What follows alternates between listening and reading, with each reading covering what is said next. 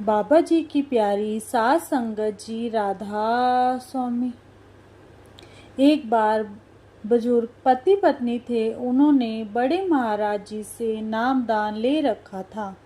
उनके 4 बेटे थे। सभी बच्चों ने भी बाबा जी से नाम ले रखा था। उनके घर में किसी चीज की कमी नहीं थी। उनके बच्चे भी सब अपने परिवार में खुश थे। एक दिन हार्ट अटैक की वजह से अंकल जी की मृत्यु हो गई। पिता के जाने के बाद लड़के अपनी माँ की बहुत सेवा करते थे। वह अपनी माँ को कभी भी अकेला नहीं छोड़ते थे। घर का कोई भी काम नहीं करने देते थे। अगर कभी वह कोई काम कर भी रही होती थी तो वह नाराज होते थे। माँ, आपने सारी उम्र बहुत काम किया है, अब आप आराम करो और अपने खाली समय में आपने जो नाम ले रखा है उसका सिमरन करो।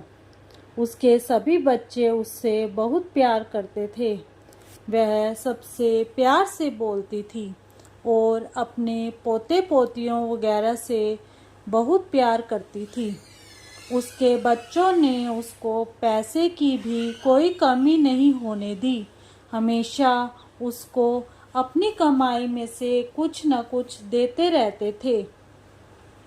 आपने अपने लिए कुछ लेना हो या बच्चों के लिए कुछ लेना हो तो तुम्हें किसी से कुछ मांगने की ज़रूरत ना पड़े।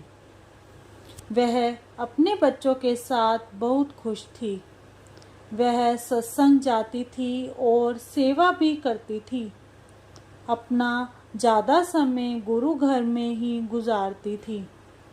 काफ़ी समय के बाद उसका एक छोटा बेटा गुजर गया। उसको अपने उस बेटे से बहुत प्यार था। उसके जाने के बाद तो वह कमरे में ही अंदर पड़ी रहती थी और रोती रहती थी।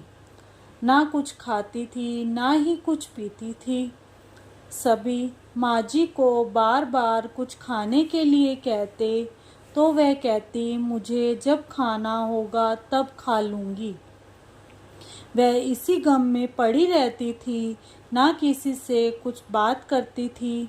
वह अंदर ही अंदर घुटती रहती थी। उनके बच्चे उनको सत्संग जाने के लिए कहते तो वह अब सत्संग भी नहीं जाती थी। कुछ समय के बाद उस बुजुर्ग माँ को गले का कैंसर हो गया। उन्होंने उसका बहुत इलाज करवाया। उसके बच्चे उनके कमरे में बाबा जी का सत्संग लगाकर रख देते थे या सारा दिन शब्द चलते रहते थे ताकि माँ जी का ध्यान अपने सतगुरु की तरफ रहे। माँ जी भगवान का पहले ही बहुत ही सिमरन करती थी। किसी को कुछ नहीं कहती थी। मन होता तो थोड़ा सा खा लेती थी, ना मन हो तो पड़ी रहती थी। 15-15 दिन तक बिना खाए पिए पड़ी रहती थी। सभी कहते थे कि इनकी सूरत अपने गुरु से जुड़ी हुई है। बीच बीच में कुछ दिन होश में आ जाना और कुछ हल्का फुल्का सा खा लेना, क्योंकि गले की वजह से वह खाना तो खा नहीं सकती थी। ज़रा ज़रा रोटी तोड़कर जैसे चिड़िया को खिलाते हैं वैसे ही दाल या सब्जी के साथ खा लेती थी और बाबा जी का शुक्र करती थी और कहती थी कि शुक्र है मालिक का, वह जिस हाल में रख रहा है। वह दिन रात सिमरन करती थी। कमरे में बच्चों को बड़े महाराज जी कभी कुर्सी पर बैठे दिखाई देते थे तो कभी उसके पास खड़े हुए दिखाई देते थे। एक दिन महाराज जी ने एक पाठी को सपने में जाकर कहा, उस बुजुर्ग माँ को जाकर सिमरन करवाओ, क्योंकि उसका सिमरन पूरा नहीं हुआ। वह पार्टी उनके घर आया और बोला कि मुझे बाबा जी ने सपने में कहा है कि तुम रोज़ उस माँ-जी को जाकर सिमरन करवाओ। ऐसा काफ़ी समय चलता रहा और पाठी माता जी को रोज़ सिमरन करवाने आता। 1-1.5 घंटा वह बोल बोल कर सिमरन करवाता था। अंत में एक दिन अमृत वेले महाराज जी उसे लेने आ गए। उस माँ ने सबसे कहा कि मुझे सतगुरु लेने आ गए हैं, मैं जा रही हूँ। मेरे जाने के बाद बिल्कुल भी किसी ने रोना नहीं है, क्योंकि मैं अपने असली घर जा रही हूँ। अपने सतगुरु के साथ वह मुझे सफ़ेद कार में लेने आए हैं और वह माँ चली गई। उसका पूरा परिवार माँ को जाते देखता रहा। उसने कभी दुख में भी किसी को कुछ नहीं कहा। सभी को हर समय बाबा जी की बातें सुनाती रहती थी और उनका शुक्र करती रहती थी। एक गरीब औरत थी, वह सत्संग तो जाती थी, सेवा भी करती थी, लेकिन उसका पति उससे इतने पैसे नहीं देता था कि वह ब्यास जा सके। बहुत प्यारे शब्द बोलती थी और मन में बाबा जी के दर्शन करने की बहुत इच्छा थी। वह बाबा जी से नाम भी लेना चाहती थी। उसका पति टैक्सी चलाता था। वह उसको सत्संग घर तो ले जाता था, लेकिन जब वह ब्यास जाने के लिए कहती तो वह उसे नहीं लेकर जाता था। वह भी सत्संगी था, अच्छा कमाता था, लेकिन फिर भी वह अपनी पत्नी को घर का खर्च नहीं देता था। एक दिन बाबा जी उसके सपने में आते हैं कि तुम अपनी पत्नी को कुछ तो घर का खर्च दिया करो, जिससे कुछ बचाकर वह ब्यास सेवा में जा सके। वह बाबा जी के सपने में दर्शन पाकर बहुत हैरान हुआ कि बाबा जी मुझे दर्शन देने कैसे आ गए। बाबा जी को हाथ जोड़कर राधा स्वामी किया और अपनी पत्नी को बताया कि ऐसे बाबा जी मेरे सपने में आए थे और उन्होंने कहा कि अपनी पत्नी को कुछ तो खर्च के लिए पैसे दिया करो। उस आदमी को बहुत पछतावा होता है। वह सोचता है कि मैंने तो आज तक उसको कभी भी पैसे नहीं दिए, बस घर का थोड़ा सा राशन लेकर दे देता हूँ। वह पत्नी से बोला, तुम्हारे कारण मुझको सतगुरु के दर्शन हुए हैं। मैं आगे से तुम्हें किसी बात की कमी नहीं होने दूंगा, क्योंकि मैं तो ज़्यादातर बाहर ही रह जाता हूँ। वह बोला, तुमको या बच्चों को कभी दुख सुख हो जाए तो वह कैसे करेंगे। वह अपनी पत्नी से बोला, अब जब भी सत्संग घर से सेवा जाएगी हम दोनों सेवा पर चलेंगे और बाबा जी के दर्शन भी करेंगे। मुझे नहीं पता था कि तुम बाबा जी के दर्शनों के लिए इतना तड़प रही हो, जिसके कारण बाबा जी ने मुझे सपने में आकर बताया। संगत जी, वह जो सतगुरु से मिलने की तड़प है, वह सतगुरु जी हमारे अंदर खुद ही जगाते हैं, खुद ही दर पर बुलाते हैं और खुद ही दर्शन दिखाते हैं। वह ऐसे सतगुरु को बार बार शुक्र करने लगी।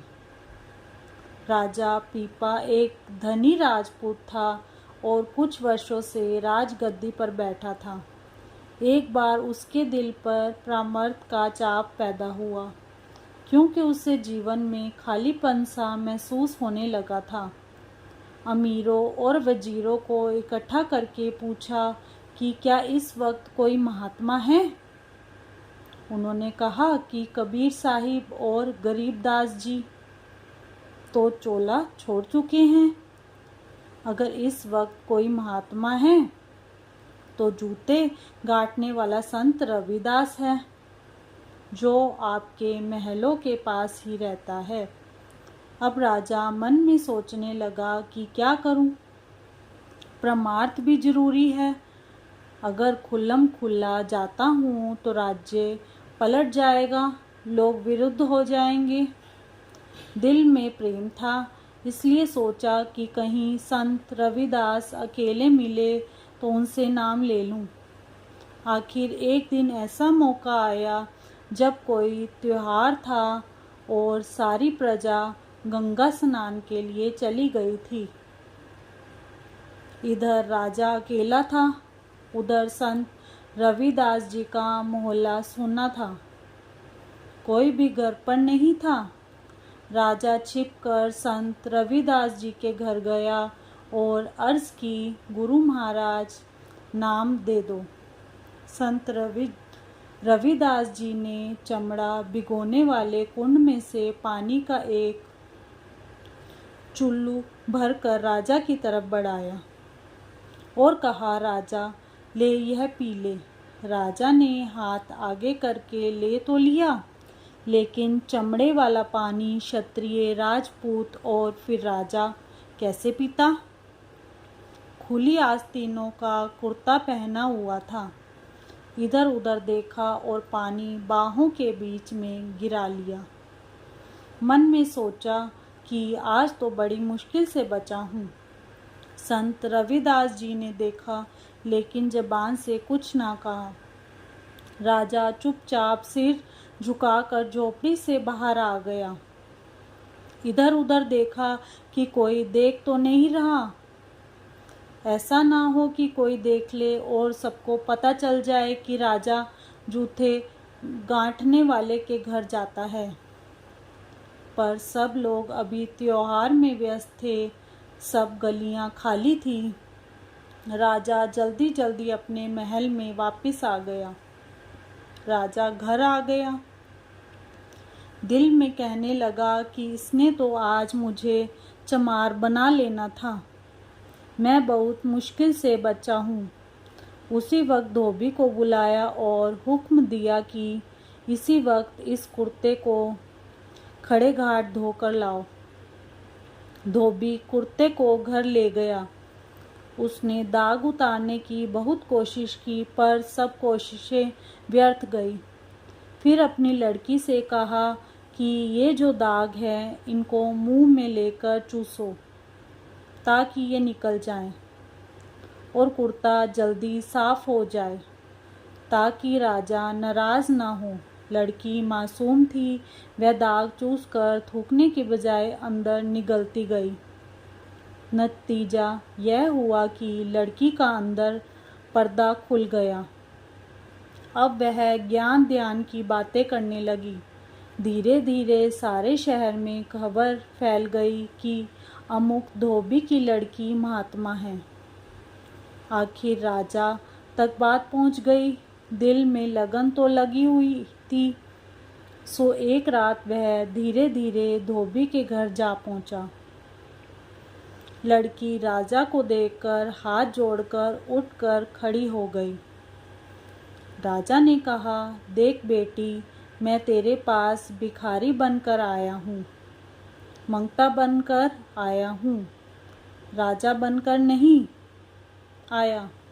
लड़की ने कहा, मैं आपको राजा समझकर नहीं उठी, बल्कि मुझे जो कुछ मिला है आपकी बदौलत मिला है। राजा ने हैरान होकर पूछा कि मेरी बदौलत? लड़की ने कहा, जी हाँ। राजा ने कहा, वह कैसे? तो लड़की बोली, मुझे जो कुछ मिला है आपके कुर्ते से मिला है, और जो भेद था आपके कुर्ते में था। अब राजा रोता है और अपने आप को कोसता है कि धिक्कार है, मेरा राजपाट को धिक्कार है, मेरे क्षत्रिय होने को छूत छात तेरा बुरा हो,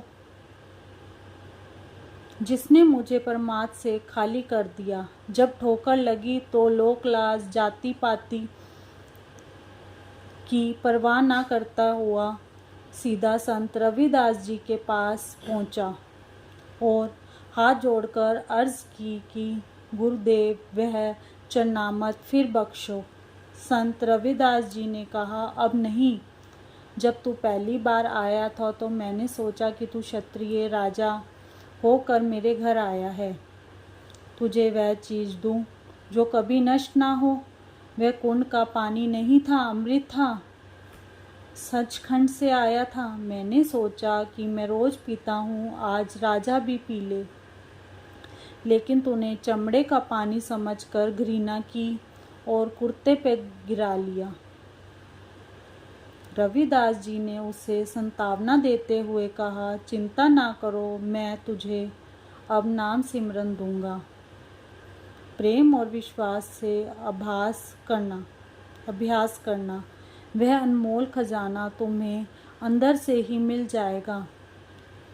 राजा को समझ आ गई और विश्वास हो गया। परमार्थ का शौक था, नाम लेकर कमाई की और महात्मा बन गया। राजा पीपा के शब्द गुरु ग्रंथ साहिब में दर्ज हैं। वह राज भी करता था और नाम भी जपता था। अपने जिस्म ਨੂੰ ਇੰਨਾ ਨਾ ਸਵਾਰੋ, ਉਹ ਤਾਂ ਮਿੱਟੀ ਵਿੱਚ ਹੀ ਮਿਲ ਜਾਣਾ ਹੈ। ਸਵਾਰਨਾ ਹੈ ਤਾਂ अपने रूह ਨੂੰ सवारो, क्योंकि उस रूह ने ही रब दे घर जाना है। राधा स्वामी।